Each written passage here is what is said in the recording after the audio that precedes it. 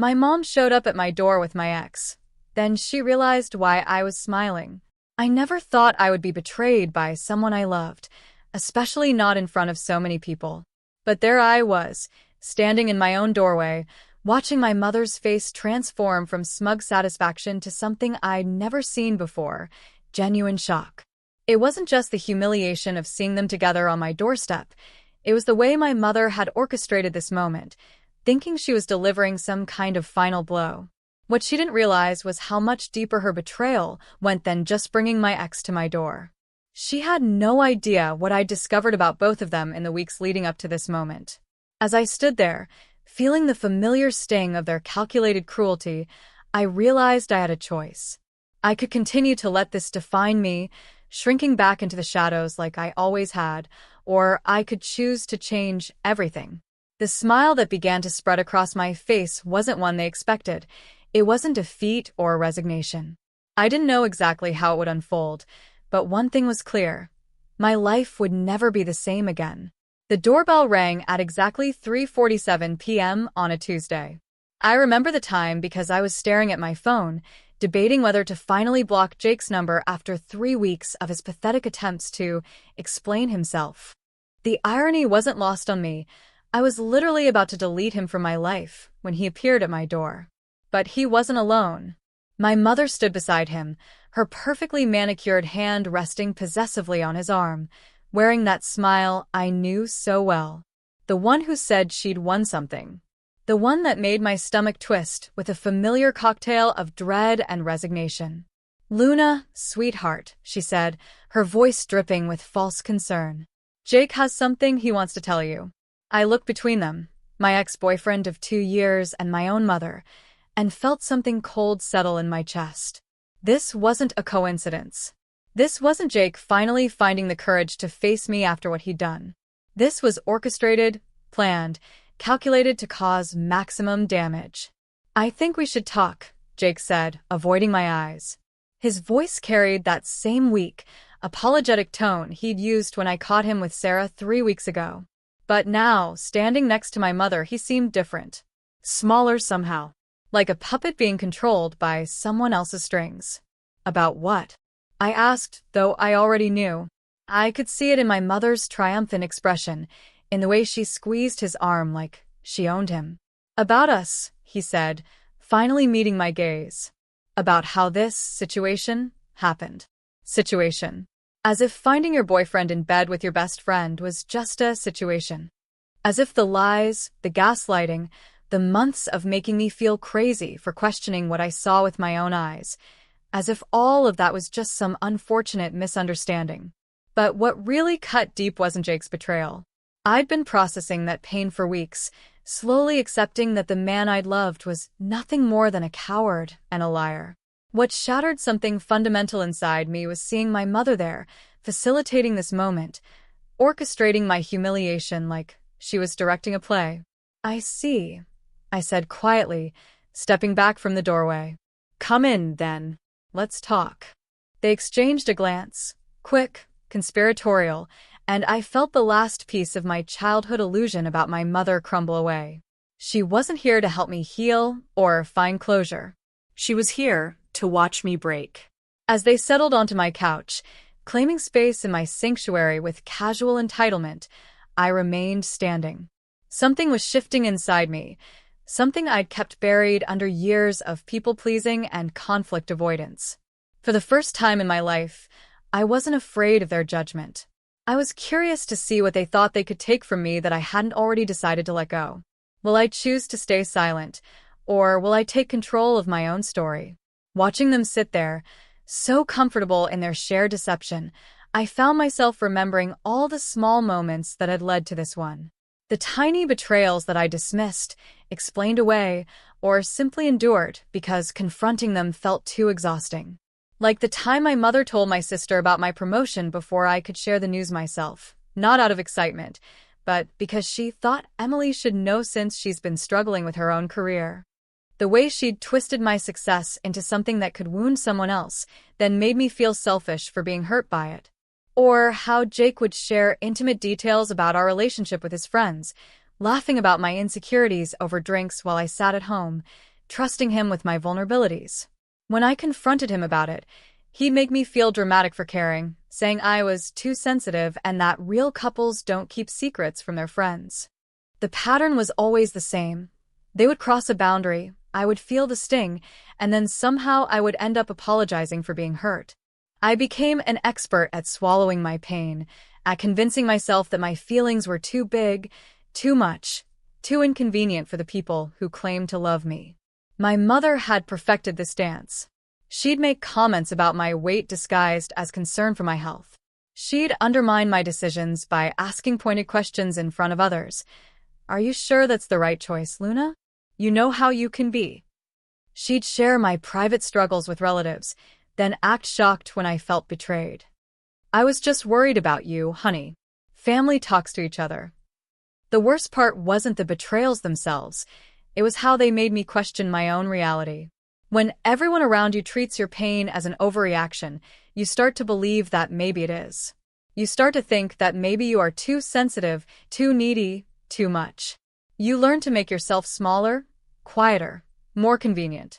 Jake had learned this technique from watching her. He'd dismiss my concerns with the same practiced ease, the same gaslighting wrapped in false affection. "You know I love you, but you're being paranoid." "That's not what happened, babe. You're remembering it wrong. Why do you always have to make everything about you?" Sitting there now, I could see how they'd both trained me to accept less than I deserved.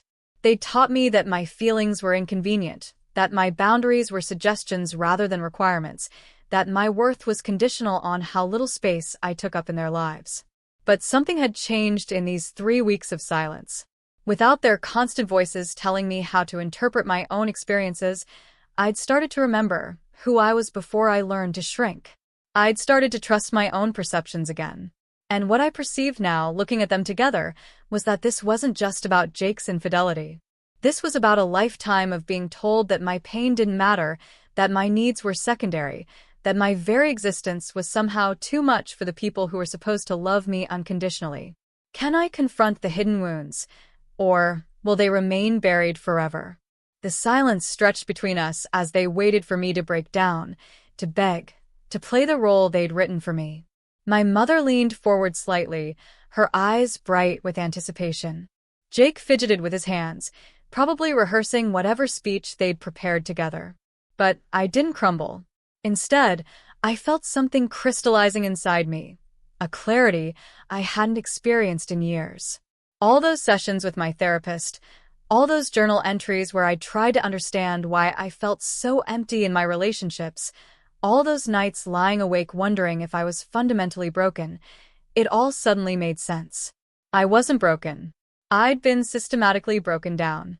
"So," I said finally, my voice steady in a way that surprised even me. "Let me guess. You two have been talking about me, deciding what's best for my life, figuring out how to handle the Luna situation." My mother's smile faltered just slightly. "Honey, we're just trying to help." "No," I interrupted, and the word felt like reclaiming territory. "You're not trying to help. You're trying to control. There's a difference." For the first time in my adult life, I wasn't apologizing for speaking up. I wasn't cushioning my words to make them more palatable. I wasn't managing their emotions while ignoring my own. Jake shifted uncomfortably. "Luna, I know you're hurt, but nothing." I looked directly at him, seeing him clearly for perhaps the first time. "You cheated on me with my best friend for months. You lied to my face. You made me question my own sanity when I started noticing the changes. And now you're here with my mother. What? To apologize? To ask for another chance? To tell me it's somehow my fault?" "It's not that simple," he started, but I held up my hand. "Actually, it is that simple. You chose to betray me. She chose to help you do it." I turned to my mother. "Because that's what this is, isn't it? You're orchestrating this little visit, making sure I understand exactly where I stand in your priorities." The mask was slipping now. I could see the calculation in her eyes, the way she was trying to reframe this situation to maintain her position as the caring mother just looking out for her daughter's best interests. But I was done being a character in other people's stories about themselves. In that moment, I made a decision that felt like stepping off a cliff and growing wings at the same time. I was going to stop being passive. I was going to stop accepting crumbs and calling them love. I was going to stop making myself smaller to accommodate people who had never once made space for me. I want both of you to leave, I said quietly. They looked stunned, as if the possibility of me taking control of my own space had never occurred to them. My mother recovered first, switching to her hurt but understanding voice. Luna, sweetie, I think you're upset and not thinking clearly. I'm thinking more clearly than I have in years, I said. And what I see clearly is that you both need me to be weak to feel powerful. You need me to be broken to feel whole. But I'm done with that dynamic. I walked to the door and opened it. Please leave. We're done here. Can I find the courage to change my life, or will I hesitate when it matters most? They left, but not quietly. My mother tried one last manipulation at the door, tears in her eyes, telling me I was just like my father when I got angry, knowing exactly how that comparison would cut.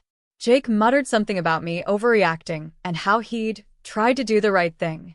I closed the door behind them and leaned against it, my heart racing not with anxiety, but with something I'd almost forgotten existed: righteous anger. Clean, clarifying anger that didn't come wrapped in guilt or self-doubt. But as the adrenaline faded, I realized something important. Kicking them out felt good, but it wasn't enough. They would leave here thinking I was having a breakdown, that I'd eventually come crawling back when I came to my senses. They'd tell people I'd lost it, that I was unstable, unreasonable. They'd rewrite this story to make themselves the victims of my unhinged behavior. I wasn't going to let that happen. I poured myself a glass of wine and sat at my kitchen table with my laptop. If they wanted to play games, I could play games. But I'd been underestimating myself for years. I was much better at this than they realized. First, I opened my photo album and scrolled through 2 years of pictures with Jake. Screenshots of his sweet text messages, photos of romantic dinners, videos of him telling me he loved me. Evidence of a relationship they'd both been working to destroy while pretending to support. But more importantly, evidence of his character that his friends and family still believed in. Then I opened my messages with Sarah. Months of conversations where she'd asked about my relationship troubles, offered advice about trust issues, even suggested I was being paranoid about Jake's behavior. All while she was sleeping with him. Every concerned text was now revealed as reconnaissance, every piece of advice as sabotage disguised as friendship. But the real treasure was in my mother's messages to my sister Emily. I'd forgotten that Emily sometimes screenshotted Mom's more outrageous texts to share with me. Messages where Mom called me too needy, said I was driving Jake away, and actually celebrated when she found out about the affair because maybe now Luna will learn to appreciate what she has. I wasn't going to blast this information on social media like some scorned teenager. I was 32 years old, and I understood exactly how to leverage information for maximum impact with minimum drama. I started with Jake's mother, Patricia. She adored me, always said I was the best thing that ever happened to her son. A simple text: "Hi Patricia, I wanted you to hear this from me before Jake tells his version.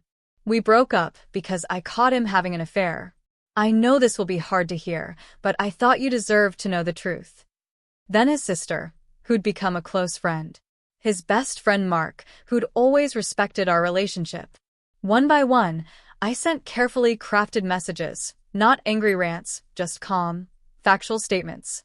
I attached screenshots only when necessary, and only the most damning ones. For Sarah, I chose a different approach.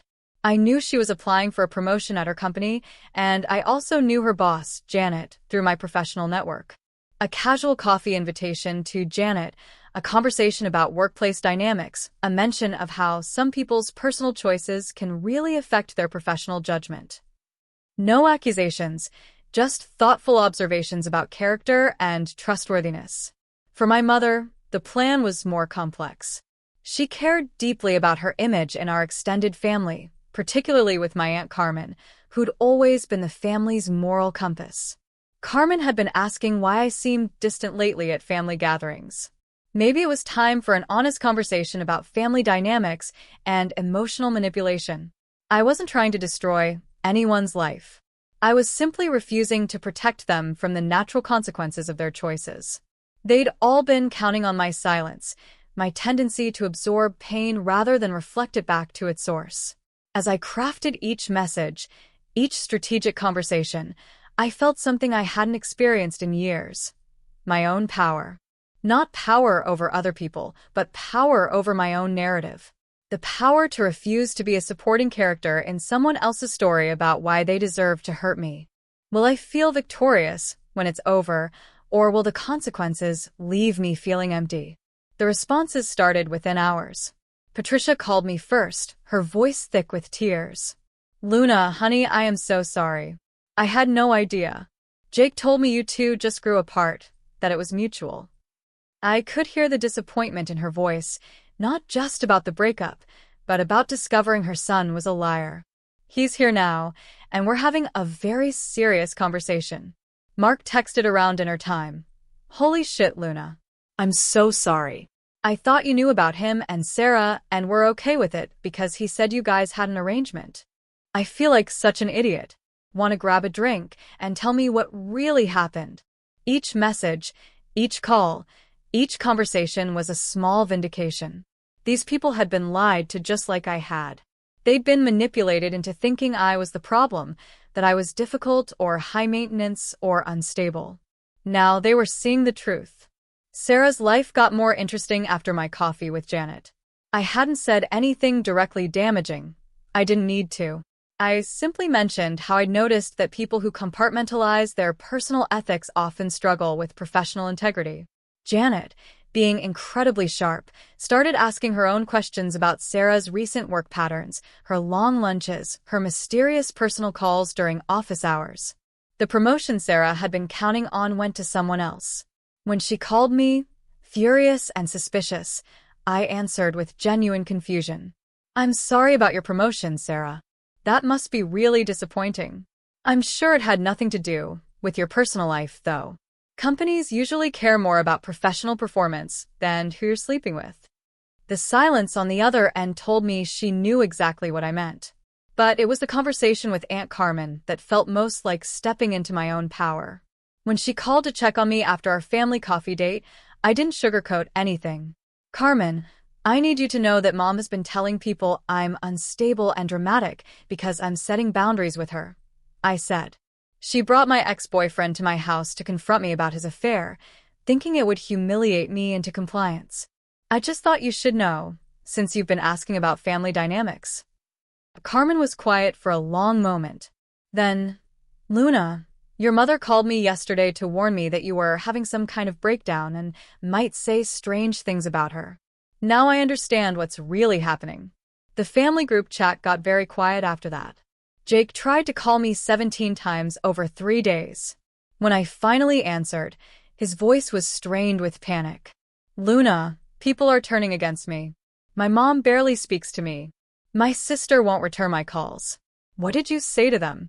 "I told them the truth," I said simply. "Something you apparently struggle with." "This isn't like you," he said, and I could hear the boy who used to manipulate me into feeling guilty for my own pain. "You're being vindictive. This isn't who you are." "You're right," I said. "The person who accepted your lies and made excuses for your behavior isn't who I am." I was just confused for a while about which version of myself was real. When I hung up, I felt something I hadn't expected, not triumphant victory, but a strange kind of calm. Like I'd been holding my breath for years and finally remembered how to exhale. Will I feel relieved after this? Or will it leave me questioning everything? 2 weeks after the dust settled, I found myself sitting in my therapist's office, staring at my hands and trying to figure out why I didn't feel as good as I thought I would. "You got what you wanted," Dr. Martinez said gently. "Justice. Acknowledgement. People see the truth about what happened to you. How does that feel?" I was quiet for a long moment, trying to untangle the knot in my chest. "Empty," I finally admitted. "It feels empty." The revenge had been perfectly executed. Jake's reputation was in ruins. Sarah lost her promotion and several friendships. My mother was dealing with family members who now questioned her version of events. I'd proven my point, vindicated my pain, shown everyone exactly who these people really were. But late at night, when the satisfaction of their consequences wore off, I was still just me, still carrying all the same wounds they'd inflicted, still feeling the echo of every cruel word, every manipulation, every moment they'd made me feel small. I thought proving they were wrong about me would make me feel right about myself, I told Dr. Martinez. But it didn't change the voice in my head that still believes their version of who I am. That was the hardest truth to face. I could expose their lies to the world, but I was still living with the damage those lies had done to my self-perception. I could show everyone else that I wasn't crazy or dramatic or too sensitive, but part of me still wondered if maybe I was. The nights were the worst. When the righteous anger faded and I was alone with my thoughts, I found myself replaying not just their betrayals, but my responses to them.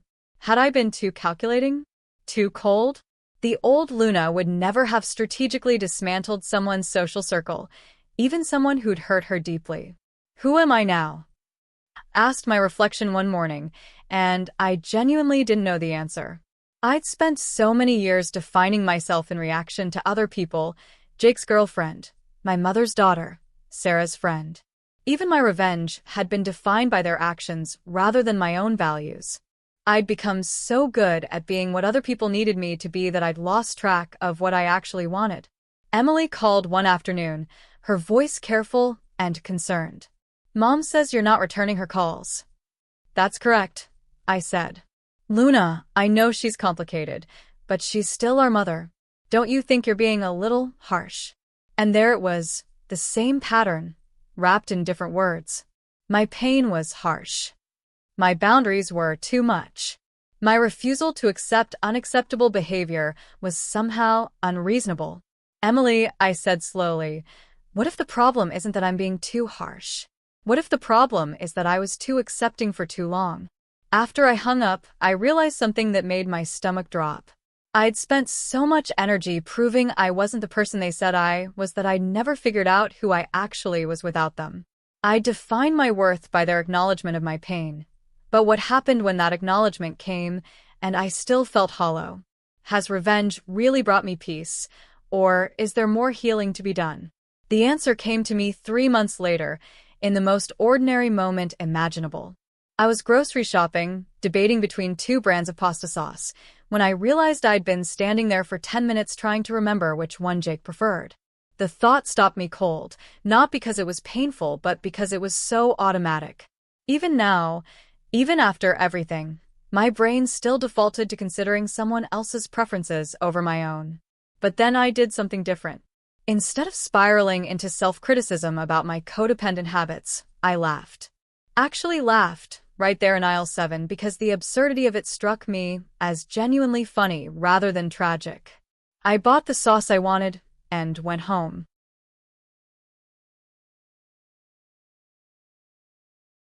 That night, I called Dr. Martinez. I think I figured something out, I said. I've been approaching my healing like it was another form of revenge, trying to prove I could be happy without them, trying to become someone they'd regret losing. But that's still making them the center of my story. What would it look like, she asked, if your story centered on you instead? It was such a simple question, but it cracked something open in me. I'd spent 32 years thinking that being selfless was virtuous, that considering others first was love, that my worth was measured by how little space I took up in other people's lives. But what if caring about myself wasn't selfish? What if my needs weren't too much? What if the right people would make space for me gladly? I started small. I bought flowers for my apartment, not because I was sad or celebrating, but because I liked how they looked. I signed up for a pottery class I'd mentioned wanting to take for years. I planned a weekend trip to the mountains without checking anyone else's schedule first. Each choice felt like reclaiming territory I'd forgotten belonged to me. When Patricia called to invite me to Jake's cousin's wedding, I surprised myself by saying, "Thank you for thinking of me, but I don't want to go." No elaborate excuse, no apology for disappointing her, just a simple statement of my preference. "I understand completely," she said, and I realized that most people actually do respect boundaries when you set them clearly and kindly. The real breakthrough came when I ran into Sarah at a coffee shop. My heart started racing out of habit, but when she approached my table, I felt something new. Genuine indifference. "Luna," she said, her voice uncertain. "Can we talk?" I looked at her, really looked, and saw someone who seemed smaller than I remembered. Not physically smaller, but less significant. The person who had once held so much power over my peace of mind was just someone I used to know. "I don't think we have anything to discuss," I said, not unkindly, but with complete finality. "I hope you're well." She stood there for a moment, probably expecting me to engage, to fight, to give her a chance to explain or apologize or make herself feel better about what she'd done. When I simply returned to my book, she left. That evening, I realized something profound had shifted. I wasn't angry at her anymore, not because I'd forgiven her, but because her opinion of me no longer mattered. She couldn't hurt me now because I wasn't looking to her for validation or love or even basic respect. I'd stopped needing her to be different for me to be okay. Am I ready to move forward, or is there still something I need to let go of? 6 months later, I was watering the small garden I'd planted on my apartment balcony when my phone buzzed with a text from my mother. For the first time in months, I felt nothing when I saw her name on the screen. No anxiety, no anger, no guilt. Just mild curiosity.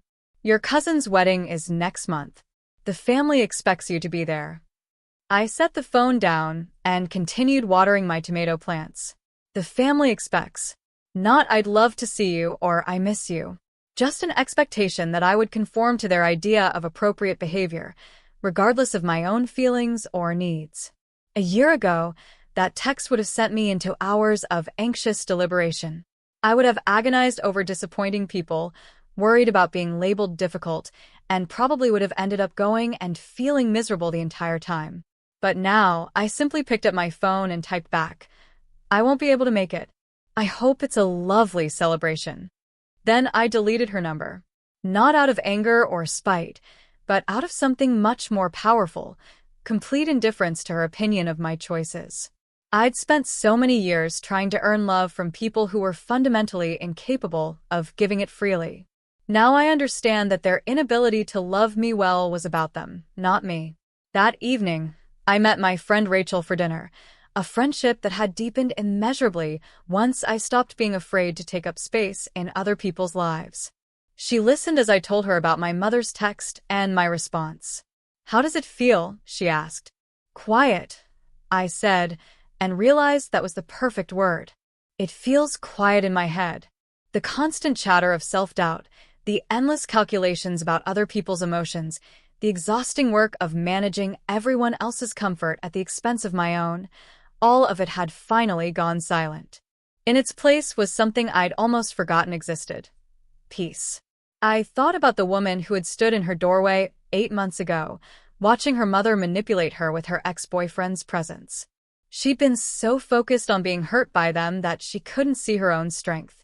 She'd been so trained to make herself small that she'd forgotten she had the right to take up space. That woman had needed to learn that her pain was valid, that her boundaries mattered, that she deserved better. She needed to see that she could survive other people's disapproval, that she could choose herself without being selfish, that she could demand respect without being difficult. But more than anything, she needed to learn that love, real love, doesn't ask you to diminish yourself. Real love makes room for your full humanity. Real love doesn't require you to be perfect or convenient or small. As I walked home through the city streets, I felt something I'd never experienced before, complete contentment with my own company. Not the desperate self-sufficiency born from disappointment, but genuine enjoyment of my own thoughts, my own pace, my own choices. I was finally free, not just from them, but from the parts of myself that had believed their version of who I was supposed to be. I was ready for whatever came next, secure in the knowledge that I would never again mistake someone's inability to love me for evidence of my unworthiness. The smile on my face as I unlocked my apartment door was real, unforced, and entirely my own.